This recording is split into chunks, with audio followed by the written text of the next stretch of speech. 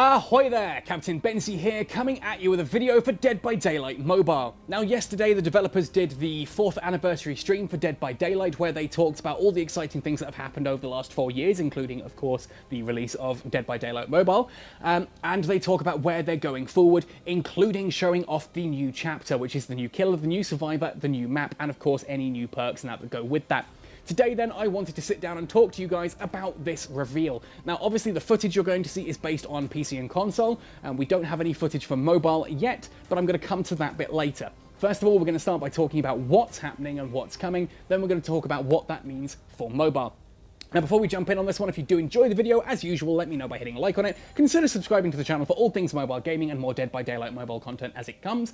Let me know what content you'd like to see me cover in future, what topics you'd like to see me deal with. Let me know either in the comment section down below or by coming and finding me on the social media channels along the bottom of the screen now. Of course, as well, come join the Gaming Galleon Discord, the Catskill Cartel Discord, talk about Dead by Daylight Mobile and other mobile games there too. I love chatting with you guys. Come find me, let's talk. Anyway, so yesterday, the big thing that most people were looking forward to was the announcement of the new chapter, who the killer was going to be, who the survivor would be, what the map would be, how cool was this going to be, and we knew it was going to be a license. So people were talking about, you know, oh, could it be the alien xenomorph from Aliens? Could it be Pennywise from It? Was it Pinhead from the Hellraiser series? Could it be Candyman? All this kind of thing. Obviously, Polyester has been going utterly insane, doing some really cool videos on exactly like all this going to be. So I'm just going to play the trailer now for you guys, and then I'm going to go over it and sort of talk about my reaction to it. Then we're going to have a look at the content. So first of all, here's the trailer itself.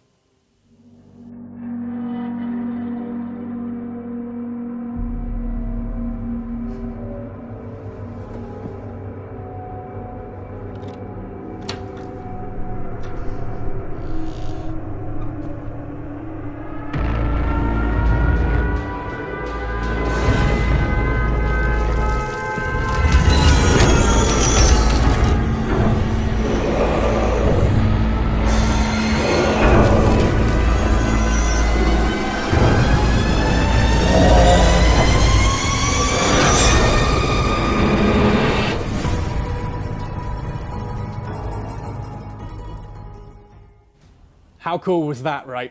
Okay, so I'm going to discuss this and sort of my reaction now. So I was watching this with my wife last night, and at this point in the trailer, I'm going, hang on, that looks familiar.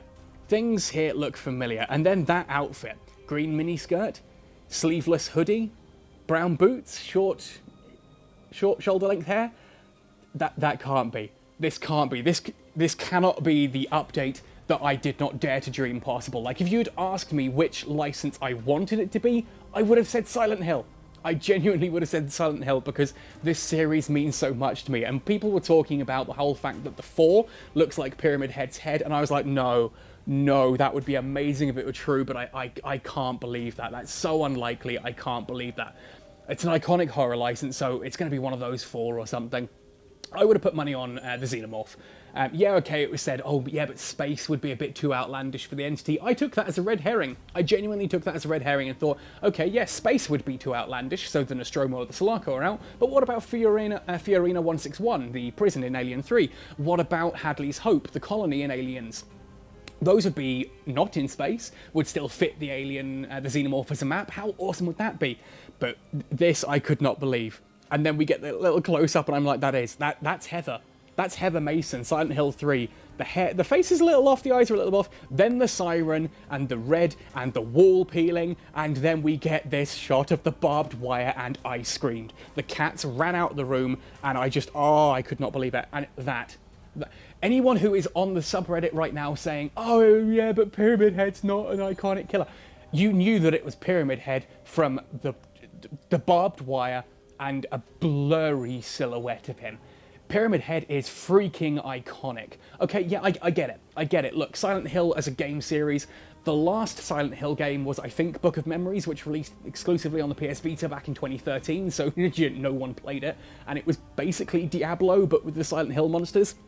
The last good Silent Hill, I personally give Origins a pass, but ignoring Origins, the last objectively good Silent Hill game was Silent Hill 4: The Room, which was all the way back in 2010, believe it or not. So 10 years we haven't had a good Silent Hill. I get that it's not iconic, in inverted commas, to certain people who haven't played it, who haven't experienced it. Maybe you've seen the films. If you haven't, you should see the first one. Revelations is terrible, don't. But the original Silent Hill film is pretty solid. For a video game movie, it's pretty good. It's got Sean Bean in it, for crying out loud. You need to watch it just for that. But ultimately, Silent Hill is iconic. Like, you know, Pyramid Head, there's no doubting this character created a revolution. Characters like, you know, if you look at things like the Keeper in The Evil Within, Shinji Mikami himself said he wasn't sure if he should keep the Keeper in because it seemed too obviously a Pyramid Head reference. That concept of an evil monstrosity stalking you like Pyramid Head, it became a trope in horror games, and for good reason. Pyramid Head 100% is an iconic killer. Silent Hill 2, to this day, is the best horror experience I have ever had. Film, book, or video game. Silent Hill 2 wins hands down because it got under my head. It got under my skin. It really messes with you. If you haven't played it, get a copy of it on PS2, play it on PS3. If you can emulate it, the PS2 version, do so. PC version's not quite as good. Do not bother with the HD remake collection, the one that comes with Silent Hill 2 and Silent Hill 3. It's atrocious. The atmosphere somehow is utterly murdered. Just don't bother. If you can play the original Silent Hill 2, oh my god, it is one of the greatest horror experiences ever, and I will never, ever forget it. Like, genuinely, that game is with me for life. So seeing this, oh my goodness, hype. Now I'm going to switch back to the main video here. This is from the stream. I've taken this from Gamers Prey. Obviously, credit to Gamers Prey for clipping the footage and uploading it to YouTube. But let's have a look at this, and I'm going to talk about the different parts as we see them. So after that reveal, we start talking about it. And obviously, I'm doing this on my phone, so you're going to be getting a little bit of scrubbing along the bottom here. I'm just recording this straight off my Razer Phone 2, as I always do. This here.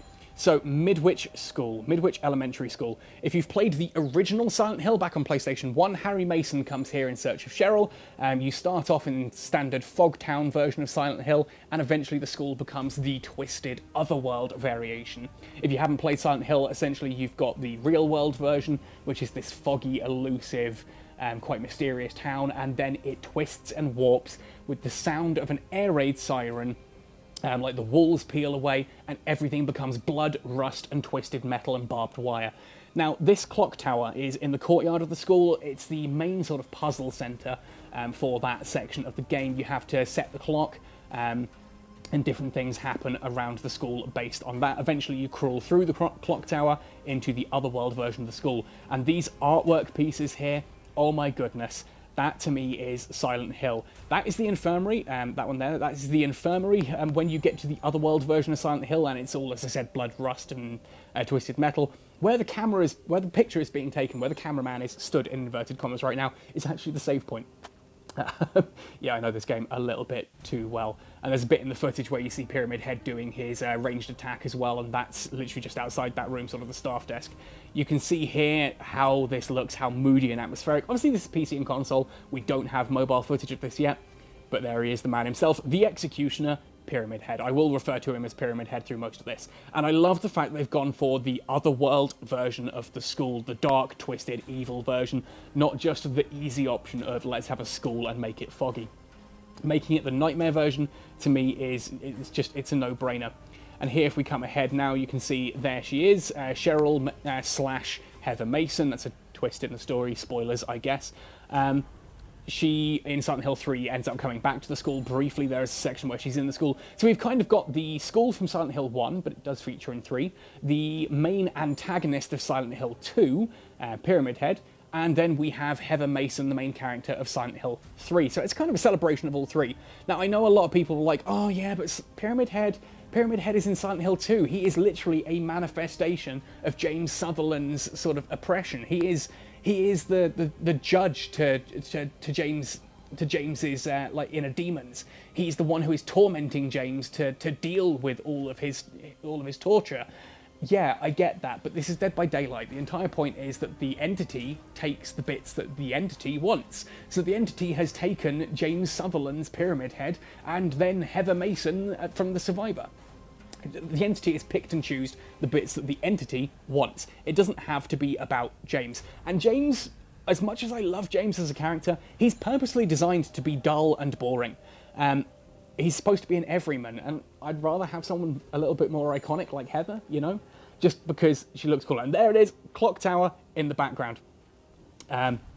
I do like that here you get this whole thing, they're talking about the perks here as well. There's one where you heal each other and you see each other, kind of like not Discordance, when you get like a haste buff once you've healed someone for a state. Here, Heather is the first survivor who can call upon the entity. She can block generators, so if you hear the killer coming, you can choose to block a generator so that they can't kick it. That, to me, is awesome. She does have a rather worrying perk, and before we get onto Pyramid Head, one of her perks is that ultimately, as long as you're cursed, so as long as a hex is active, you can it's permanent, unbroken, you can just heal yourself back up health states. That is slightly worrying, but it's on test build. We'll see how they handle that. And then, of course, Pyramid Head himself in the faculty office to start with. Before we get to Pyramid Head, we get to legendary skins. Now, this here is, that is Lisa Garland. She is the nurse in Silent Hill 1 that Harry meets during his adventure, seems the wrong word, during his ordeal. He wakes up in Alchemilla Hospital and Lisa Garland is looking after him, is sort of caring for him, and she seems very close and a little bit too clingy, if you get me. Now, Lisa, ultimately, spoiler alert, Lisa is the nurse who cared for Alessa after the incident, so she has witnessed the birth of Silent Hill and knows the evil that is at the very heart of the town. She is pretty much the evil's caretaker, the evil's private nurse, so she's a little bit messed up. Now, legendary skins are skins that don't just change your clothing, they change your character. This is Heather. That is, if you've paid for Heather and you get the legendary skin, you now have Lisa. And that's really cool. I like that. And that opens up a lot of really cool opportunities with other characters and other skins where we can have characters like, for example, having a skin for Nancy that turns her into Barbara from Stranger Things. Hashtag, you heard it here first. I have no evidence or anything on that. I just like it. Now, Pyramid Head does this whole thing with tormenting. You can see there are like these bits of barbed wire coming off the survivor. That's someone who has been afflicted with tormented, and we'll come back to that later. I love the design here. They've gone for the original Silent Hill 2 design, not his version from the films, and not his version from, is it Homecoming, where he's the boogeyman? Here's the bit I was talking about. That's the faculty office. Bam! Ranged attack. Looks incredible. Like, oh. And now here they start talking about the tormenting. Basically, he can draw trenches along the ground here, which you'll see now. You see it in the trailer, but he does it here as well. And if a survivor crosses that, they get afflicted with tormented. I think there may be other ways to get tormented as well, but that's the main one. You see the barbed wire coming off here. Now, what a tormented survivor, suddenly Pyramid Head gets different interactions with them. Rather than just having to pick them up and drag them to a hook, he can stab them into a cage. And this is amazing.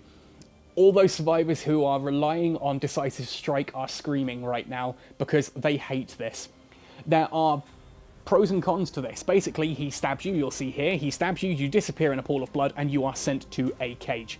Now, the advantage for the Executioner is that cages and hooks are the same thing. I think that from what we gather, they're on a shared timer. If you are hooked and then caged and then hooked again, that counts as a kill. That's your 3. Now, I'm going to pause this here because it goes on quite quickly. Essentially, the benefit for Pyramid Head is that he does not have to carry you across the map with struggling, with survivors sabotaging hooks, and with Decisive Strike being a thing. The downside for it is he doesn't know where you're going to be. He cannot camp you or guard you. He could do that, sort of send you to a cage, and you get sent to a cage that is on the complete opposite side of the map. Heck, you may even get sent to a cage that is literally right next to another survivor. Also, of course, you have to be tormented before Pyramid Head can send you there. So there is sort of that side of things. I'm going to scrub back and get the footage.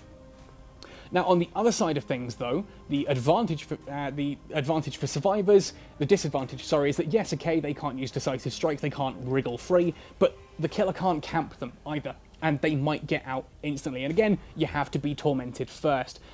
into the cage. There you go. He then can like just go off and get other people. So it's kind of a fire and forget playstyle, which is really cool. Now apparently once your tormented gets up high enough, he can also do a little bit of a Mori on you, which looks amazing. Just barbed wire and violence. Blood, rust, barbed wire, twisted metal, and death. That's Silent Hill that's all you need to know about Silent Hill right there. And that's the piano room, which is one of the most horrific puzzles in Silent Hill. Anyone who's played the original game will be crying when they see that. Now, cool here that you see that, there we are. He can has a perk that when he hits people it inflicts broken. He has a secondary perk here where he can come up to people, up to a generator, can kick it. The generator will reveal its aura to all survivors, becomes yellow, but Pyramid Head is now, I'm going to pause quickly, Pyramid Head is now, has no terror radius, red stain, I forget what that's called, like when the pig goes into ambush mode, I can't remember the phrase, but he becomes undetectable, that's the word. He kicks the generator and for the next 15 seconds he's undetectable. The final one is amazing. When survivors heal outside of 32 meters from him, they are afflicted with Deathbound. When they are afflicted with Deathbound, if they go 8 meters away from whoever healed them, or whoever they healed, in this case, both of these survivors are afflicted with Deathbound. They are both oblivious to the killer. As long as they are more than 8 meters apart with Deathbound active, they are oblivious, which is how Pyramid Head just comes up there and grabs her straight off the generator and sees that. That is a really cool perk. I cannot wait to twin that with a Nurse's Calling. Anyone heals within 32 meters, you see them healing. If they heal out of 32 meters, you see them healing. If they move more than 8 meters apart, they become oblivious to your presence. It's evil, and I love it. Anyway, so that is kind of everything that they talk about here, so I'm just going to kind of scroll back and let this play out while I talk, because obviously this is all PC and console right now. This is the PC and console footage you're seeing on screen, and we've been told that this is going to arrive in mid-June. Now, when they talked about mobile, obviously Twitch chat went insane going, oh my god, skip.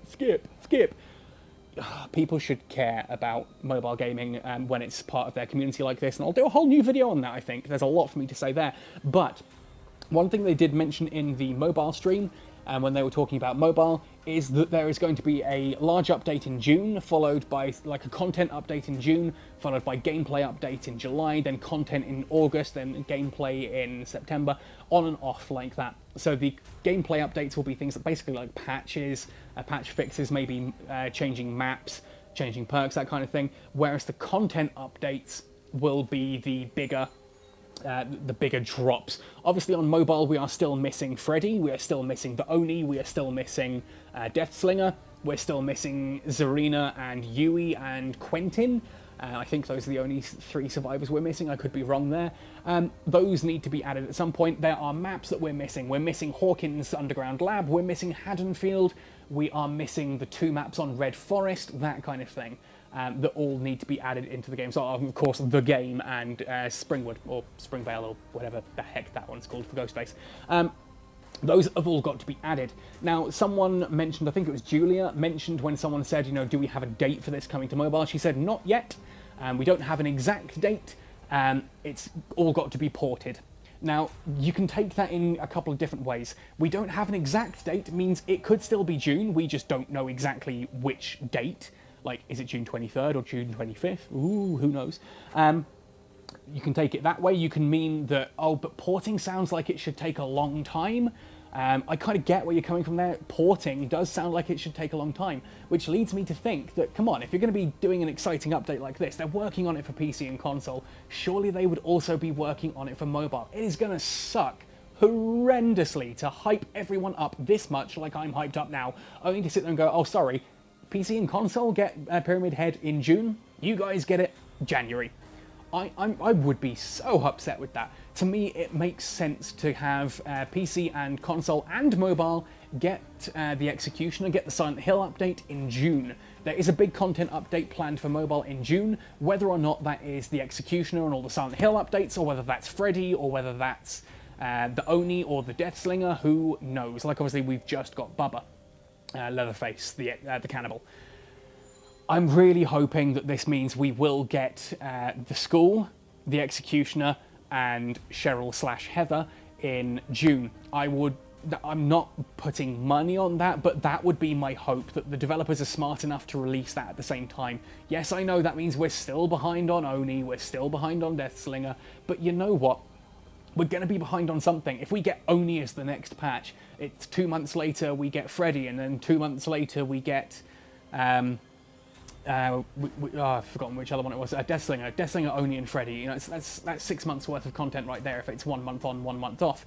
At which point, Pyramid Head has now been out for 6 months, and there's possibly a new killer and a new update on the horizon, and we're behind on that one.